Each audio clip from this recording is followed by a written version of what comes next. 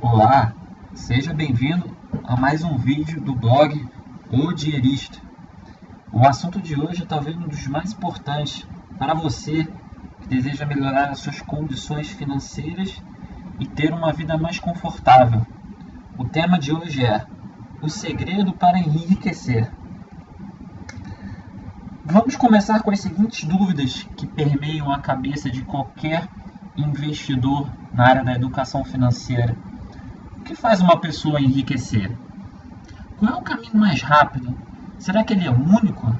Será que ele é o melhor? O que faz uma pessoa possuir renda passiva que cobre os seus gastos?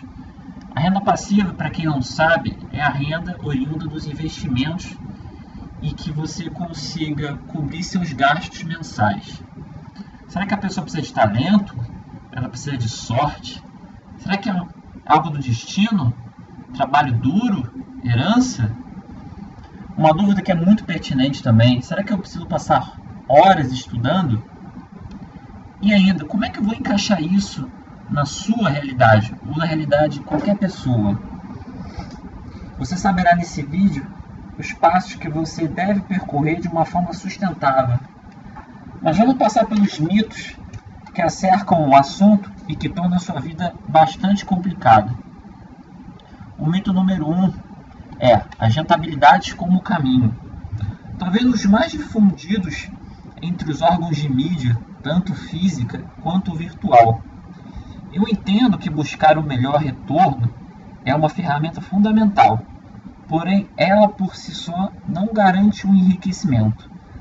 Se a sua base para poupar não for sólida, nem o melhor investimento ajudará você. E pior, ficará sujeito às histerias do mercado, dizendo para você sair de um investimento e entrar em outro, incluindo os custos que você vai pagar para o governo e para as corretoras. O mito número 2 é: eu preciso estudar muito. Apesar de sua relevância, você possui problemas pessoais, você tem uma saúde para cuidar, você tem pais e filhos com quem deve se preocupar, contas a pagar todo mês, tarefas profissionais e relacionamentos. Não se deve confundir com não estudar. O problema está em achar que estudar bastante vai agregar um maior benefício.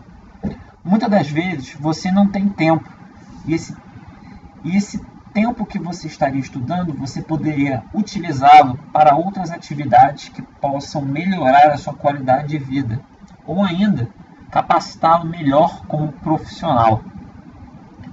O mito número 3: achar que é tudo uma questão matemática ou racional. Infelizmente, tanto você quanto eu tomamos decisões na maior parte das vezes pelo lado emocional. Mesmo os homens que deveriam ser os mais lógicos caem nas garras do ego, da ansiedade e das expectativas exageradas. Promessas são feitas apelando para suas inseguranças e desejos, fazendo você adquirir coisas de que não precisa. Não é à toa que existe o campo de finanças comportamentais, que trata justamente do psicológico de quem investe. A realidade número 4, o mito número 4: saia da poupança por causa da inflação. Ele tem até um certo componente educacional, mas existe um problema nele. Quase 40% dos brasileiros possuem dívidas em atraso e não conseguem juntar grana, independentemente do investimento. Essa foi uma pesquisa feita pela SPC Brasil. Em uma outra pesquisa feita pela mesma entidade, mais da metade dos brasileiros, 53%, compram por impulso, sendo que a maioria mulheres, 57%, das classes A e B, 61%, que frequentam um ensino superior incompleto, 69%, possuem renda própria, 58%. E os motivos são promoções, preços atrativos, funcionalidade e facilidade para pagar. Apesar de educativo, ele não reflete sobre a sua situação de vida. Os conselhos devem ser avaliados e questionados sobre se haverá alguém que possa se sentir prejudicado. Imagina você que esteja com problemas financeiros. O que a frase acima poderia te ajudar? Não me surpreenderia se você se sentisse mal por não estar usando o seu dinheiro corretamente. Seria mais ou menos como emagrecer. A maioria dos brasileiros sabe que você deve comer melhor, fazer mais exercícios, dormir melhor e gerenciar o seu estresse. Mas por que boa parte das pessoas não fazem uso? Será que tem algum fator externo que influencia a tomada de decisão de uma pessoa? Então, isso é muito aplicado nos investimentos, que por mais que você saiba o melhor caminho, nem sempre você vai conseguir botá-lo em prática, justamente pelas dificuldades que acercam a área da sua vida, tanto social, quanto familiar, quanto profissional, afetiva, amorosa. Isso faz muita diferença na tomada de decisão de uma pessoa. A realidade também existe uma falta de instrução financeira nas escolas e a falta de educação financeira por parte dos pais. Não podemos dizer que a escola é responsável pela educação, pois quem educa são os pais. Mas o que acontece quando os pais não possuem educação financeira? Será que vai dificultar ou facilitar a vida do pequeno investidor? Será que as escolas possuem preparo para ensinar desde a base, desde o momento que a criança entra pela primeira vez? Porque no fundo, as escolas possuem a função de instruir, fornecer ferramentas. Mas e se as escolas não fornecerem essas ferramentas? Onde é que elas vão buscar? E se buscarem, será que são informações confiáveis que vão trazer um benefício para cada pessoa em cada situação de vida? Essa é uma realidade que não é muito comentado entre os educadores financeiros. Então eu tracei um paralelo com a escola, dizendo que para você começar a ter um enriquecimento sustentável, você teria que passar pela alfabetização e o ensino básico, que nada mais é do que o hábito de poupar. Quando você amadurece, você vai passar pelo ensino médio, que nada mais é do que você estudar, aliando a realidade da pessoa e as prioridades de momento que a pessoa precisa. E no final, você vai chegar na universidade, no caso, no ensino superior, que nada mais é do que investir. Mas um detalhe bastante pertinente no Brasil é que 50% dos universitários são analfabetos funcionais. Mas por que eu estou colocando esse dado para você? Porque não adianta você ensinar uma pessoa a investir se a alfabetização dela e o ensino básico é precário. Sim, ela até pode investir, mas não vai ser sustentável, porque não há garantia que a pessoa consiga poupar mês a mês. Então é necessário um foco maior na parte primordial, na base, que é justamente ter dinheiro no final do mês. É necessário, ao avaliar investimentos, adequar as realidades e análise de perfil após passar pela alfabetização, o ensino básico e o ensino médio. Então, o ensino superior ou o investimento por si só, ela é uma minúcia. Você não deveria focar muito nela. A prioridade, eu acredito, deveria ser nas duas primeiras. Poupar, porque mesmo que você não invista no melhor investimento que renda o dobro da poupança, não é garantido que a pessoa não se mantenha por muito tempo nela. E a verdade, quando você conversa com as pessoas, só ela sabe o que é melhor para ela mesma. E também ninguém gosta de ser dito sobre o que não deve fazer com o próprio dinheiro. Eu faço um desafio a você que está me escutando. Tenta tecer um comentário sobre o quanto que a pessoa ganha e o que ela deveria fazer com o dinheiro dela. Veja qual vai ser a reação dela. Será que ela vai te escutar? Será que ela vai te ignorar? Ou vai te ridicularizar dizendo, o dinheiro é meu, eu faço o que eu quiser com ele, mesmo sabendo que ela pode estar devendo? Então é necessário bastante cautela no que diz respeito a dinheiro, pois é um assunto bastante sensível e que nem todos estão confortáveis para falar sobre isso. É importante dizer também que as finanças pessoais ou o investimento, você tem que ser adaptado à realidade da pessoa. E não o contrário. Você não deve encaixar pessoas diferentes, com realidades diferentes, a uma ideia fechada de investimento, ao dizer que um certo investimento é o melhor para você e que você deveria fazer de certa forma. Às vezes é contraintuitivo e pode não funcionar no longo prazo. Então eu vou trazer um caso real para vocês.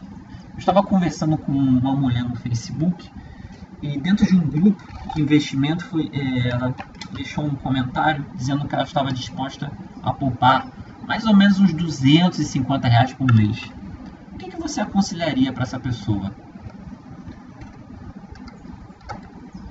Já pensou? E se eu te desse algumas condições para você analisar? E se eu te dissesse que ela não juntou grana até agora? E se eu te dissesse que ela tem menos de 18 anos e ainda estuda no ensino fundamental? E se eu te dissesse que ela não sabe nada sobre como reduzir gastos e que vive uma vida estressante com problemas familiares, onde tanto o pai quanto a mãe não possuem interesse em educação financeira? Será que vai facilitar ou vai dificultar a vida dela? E se ela tiver amigos que gastam? Será que vai ser mais fácil para ela ou mais difícil? Será que ela vai ter que abandoná-los? E se houver alguma fatalidade? De repente, um familiar morrer?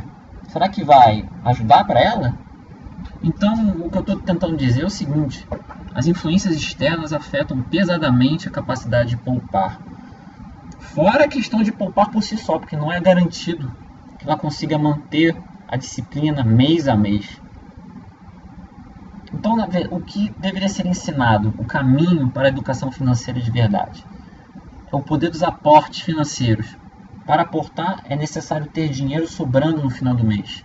Sem essa condição, é praticamente impossível você ter muito dinheiro com qualquer investimento. Para ter dinheiro sobrando, é necessário fazer uma redução ou eliminação de gastos, junto com a melhoria na sua capacidade como profissional. É claro que há certas despesas que não podem ser eliminadas, como por exemplo uma conta de luz. Você não tem como eliminar a luz da sua casa, mas você consegue reduzir ao máximo. Outro caso, você poderia eliminar um seguro de carro. Talvez você não precise tanto dele se você usa pouco seu carro e se você anda em bairros seguros. Então é necessário fazer uma reflexão como pessoa e sobre os seus reais gastos e necessidades. Eu não poderia falar de aporte sem falar do tempo. Muito se fala sobre os juros compostos na prática, mostram as tabelas, os números, mas acho que na prática eles não sabem muito bem como exercer os juros compostos. Quando você aporta por anos a fio, os juros compostos atuam de forma cada vez mais pesada, aumentando os seus rendimentos ano após ano. E para você conseguir aportar, nada mais pertinente do que dizer que você deva ter uma disciplina e ser fiel à sua estratégia. Essas são as chaves fundamentais para o enriquecimento. É muito dito também a questão da diversificação. Ela pode funcionar, mas como eu mencionei lá atrás sobre o mito de estudar, será que você vai ter tempo de você estudar a fundo cada investimento? Será que você vai conseguir acertar em todas as modalidades? Será que você não vai cometer erros no meio do caminho? Então eu costumo dizer que a diversificação ela pode ser feita depois de você acumular muita grana mesmo, a ponto de você saber que não vai querer usá-lo por muito tempo. Eu deixei aqui um gráfico ilustrando o poder dos aportes. Na primeira coluna eu coloquei o quanto a pessoa poupa por mês, e na segunda coluna você vê as rentabilidades ao ano. Então eu aumentei os aportes e fui diminuindo a rentabilidade ao ano. Então você vê que, apesar de eu ter um aporte pequeno e uma rentabilidade grande, ao final de 10 anos eu tive um acumulado de 132 mil. Enquanto que se eu poupasse 5 mil por mês e uma rentabilidade de 9%, que é quase a rentabilidade da poupança, você vai ganhar quase 1 milhão. Esse aqui é um outro gráfico especificando melhor o crescimento dos seus investimentos ao longo dos anos. De baixo para cima, a linha alaranjada representa o primeiro aporte de 500. E conforme os aportes sobem, as linhas vão subindo junto, deixando claro que você deveria a priori pensar nos aportes antes de qualquer rentabilidade. Literalmente, se você der tempo a tempo, tempo é realmente dinheiro. Então, a chave para a liberdade financeira está dentro de nós. A sua capacidade de poupar vai determinar seu futuro. O que você vai fazer agora? Vai continuar poupando? Vai pensar em rentabilidade? Vai focar no seu trabalho? O que você vai fazer? Para mais informações, acesse o blog nas redes sociais e descubra mais como você pode aproveitar melhor o seu dinheiro e como você pode melhorar como pessoa e como profissional. Espero que tenham gostado desse vídeo. Um grande abraço a todos e bons investimentos.